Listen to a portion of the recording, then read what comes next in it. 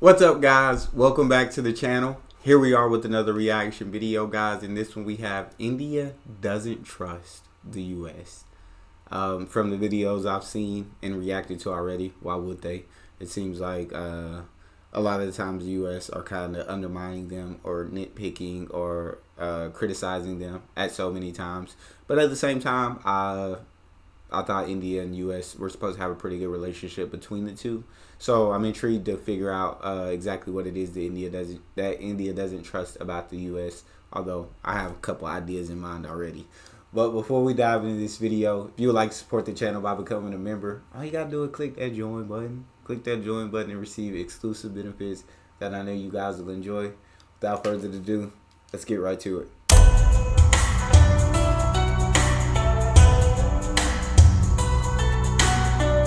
So, in terms of working with India to counter China, whether it's a future conflict with Taiwan or just the kind of ongoing non-kinetic warfare that China is doing, whether it's, economic espionage, psyops, drug warfare, etc. In terms of if the Department of Defense can work with India, then that sounds like it would be helpful in a future kinetic war. But all the other stuff that's happening is really not DoD territory. It's maybe State Department territory, or maybe we're actually not even sure whose territory it is. But nonetheless, like, how is the Indian people's negative perception of the U.S. affecting our ability to work together to counter China?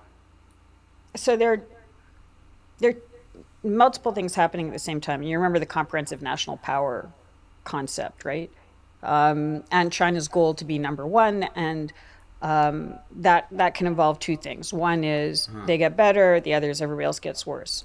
Now, the position of everybody else, in this case the U.S., can get worse because of something China does, or it can get worse because countries that should be allies are starting to peel away because they're concerned about the behavior of the US.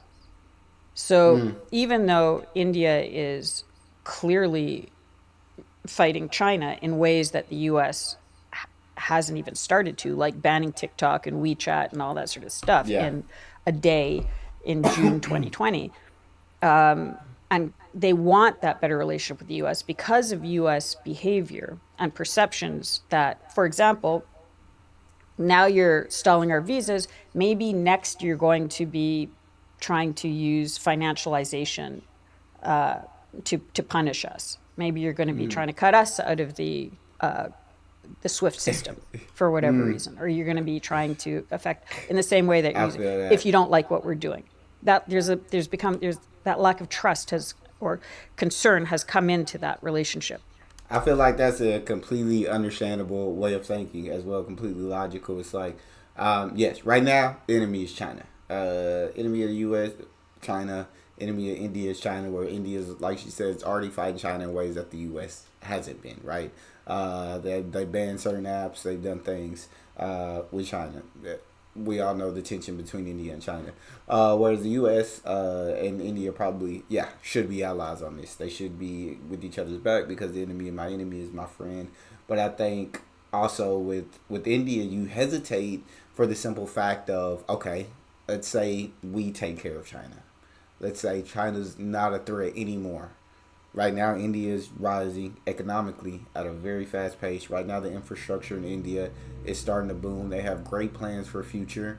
And so once China's out of place, they'll worry, okay, will the U.S. then look at us and say, maybe they don't agree with, maybe we disagree on certain things.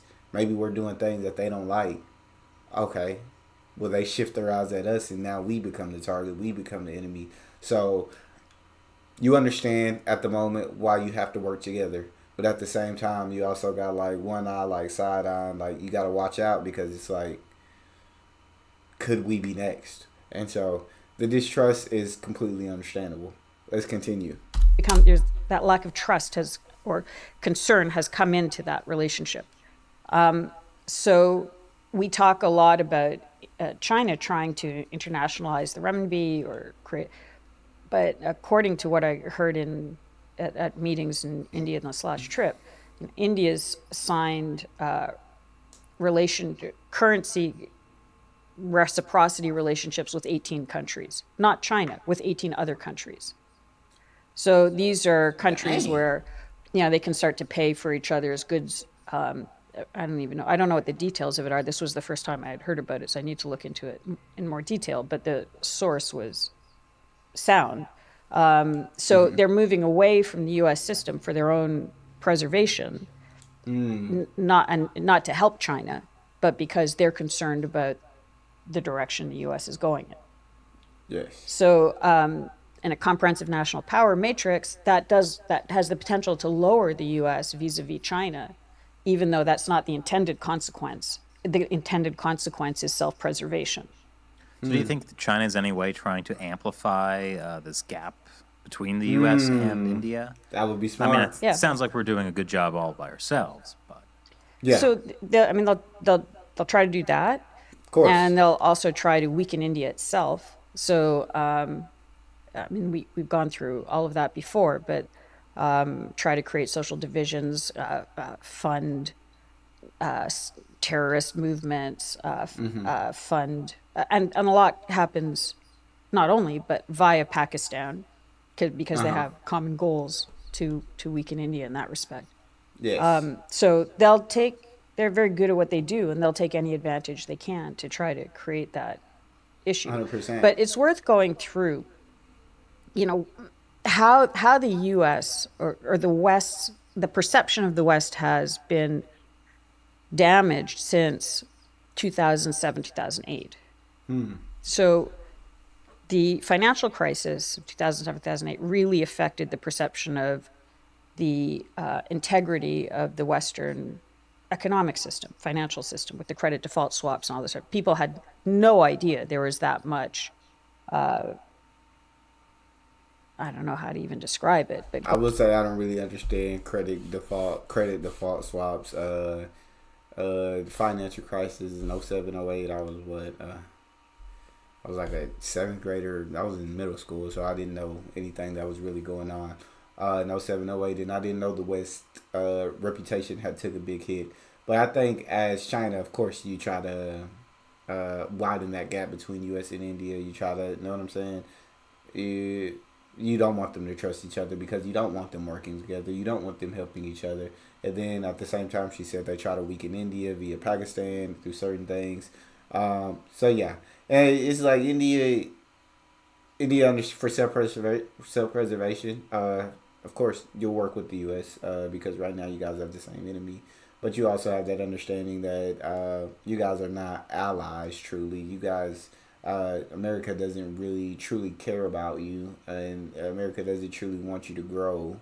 It's just that this partnership at the moment is convenient, and so you look at it from that standpoint. Like you said, they're already doing such a good job of building that distrust between each other. But hopefully that the countries can come together, trust one another, and figure something out.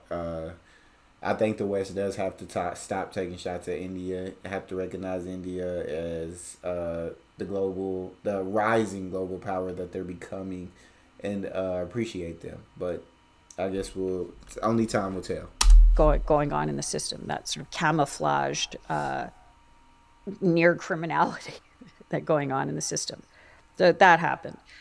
Then you had, just jumping forward to recently, the way that the response to COVID was handled was not particularly well received in a lot of the rest of the world that deals with serious illnesses all the time. It wasn't good Ebola at all. and things like that. It was a There was terrible this response. perception that this was this Terrible kind response. of crazy overreaction that was economically incredibly damaging to everybody concerned.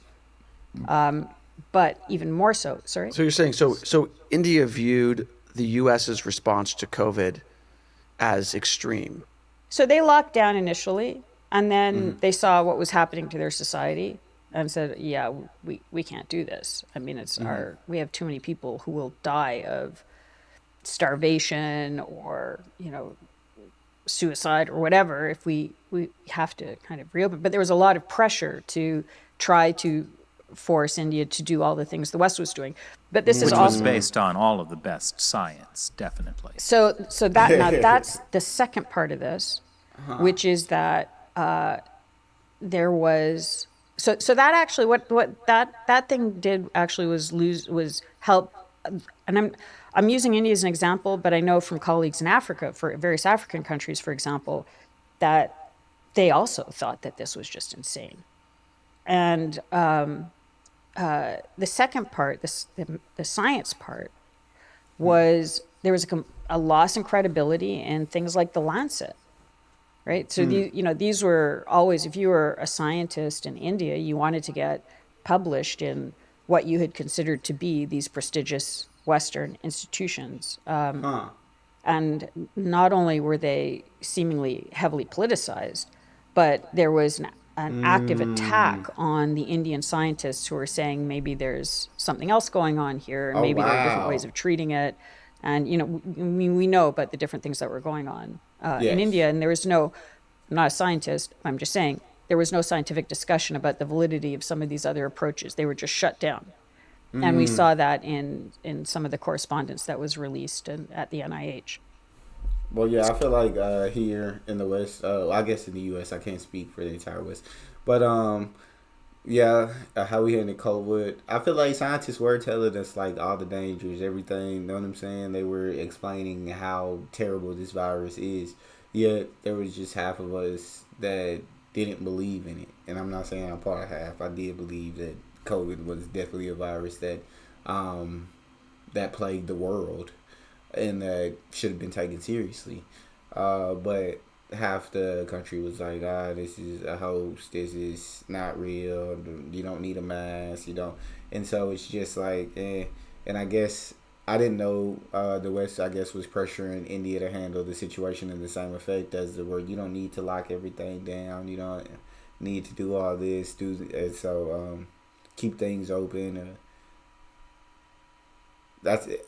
I feel like how we handled COVID was definitely not great at all. As you can see, our death toll was much higher than most other countries. I don't know if we were number one. I know we were close to the top when it comes to death toll, which is sad because it's like we're supposed to be have great such great medical technology. We're supposed to have such great healthcare, although super expensive, so most people can't afford it. But we're supposed to have such great healthcare, yet um, so many of us are dying just because we don't actually believe that it's a virus. We don't actually believe it's that deadly. We don't.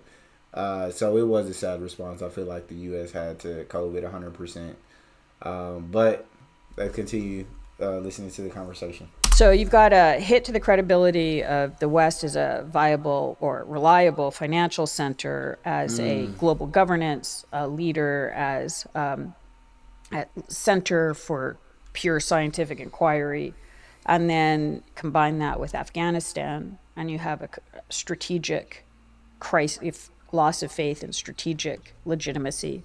So China definitely sees the U.S. in decline and feels it can become an alternative to a to a U.S.-led world order.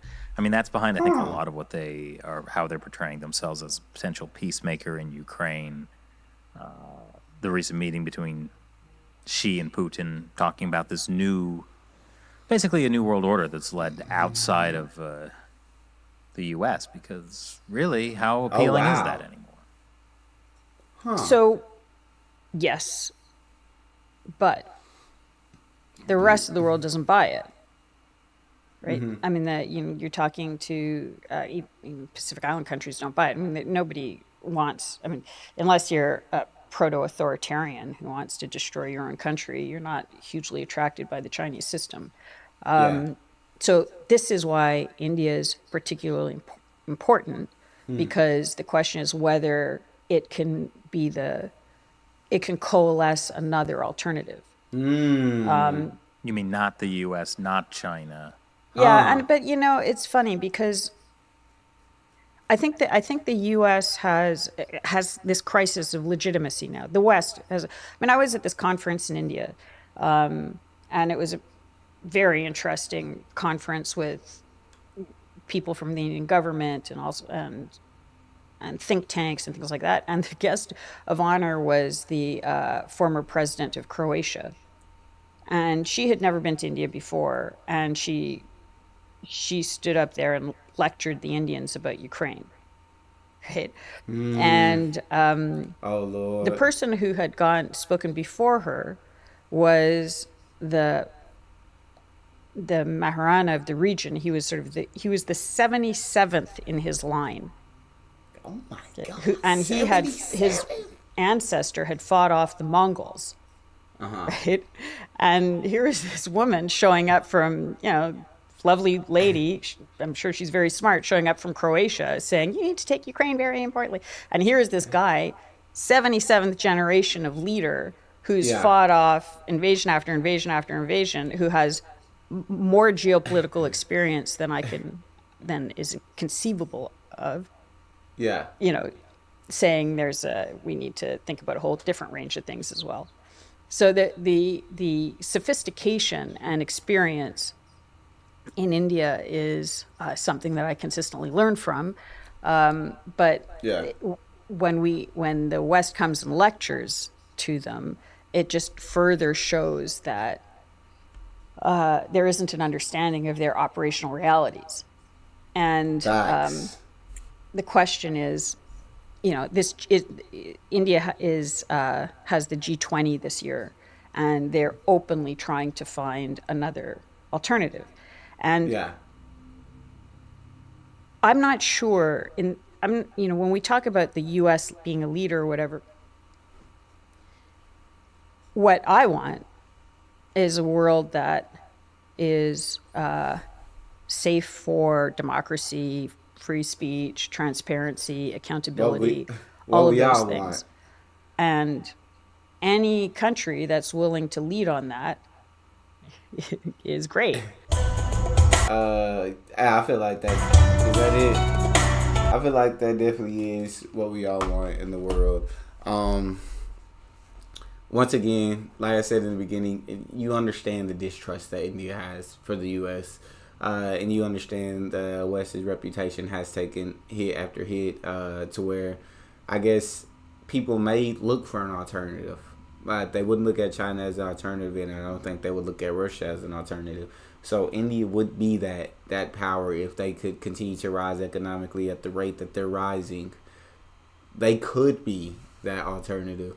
And so that would be a very interesting concept that we talk about. And then so with India possibly being able to be that alternative, I don't think the U.S. looks at that and says, "Oh, we're fine with that. We're okay. That's fine if you no." U.S. as the top guy on the list, U.S. is looking like like things are gonna continue to run through us, and that's just gonna be how it is. And so it's just it's very interesting to hear them talk about everything the way they do. Hear them break everything down. I'd love to know what you guys think in the comment section about the conversation that was held. Do you agree that there's that distrust built between India and U.S.? Do you agree that the West tries to come over and lecture India without knowing history, without knowing operational reality, without knowing what it's truly like in India, yet trying to preach to them, I guess, and tell them what they should be doing and things such as far as that nature? Do you agree that the distrust should be there? What do you guys think? Very intrigued to know. That's all we have for this one. If you guys enjoyed it, please don't forget to subscribe, give the video a thumbs up. Check out the next one. See your boy Neal out.